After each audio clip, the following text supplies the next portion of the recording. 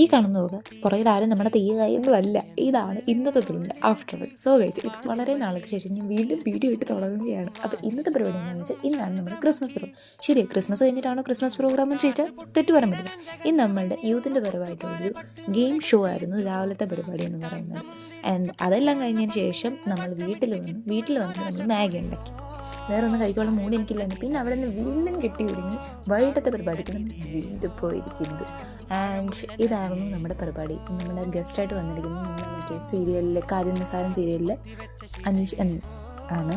And അതിനുശേഷം നമ്മളൊരു മോമോസ് കഴിക്കാൻ പോയി. പിന്നെ ഫുൾ കലാപരിപാടികളൊക്കെ ആയിരുന്നു. തെയ്യം, തുള്ളൽ, നാടൻപാട്ട് അങ്ങനെയൊക്കെ ആയിരുന്നു.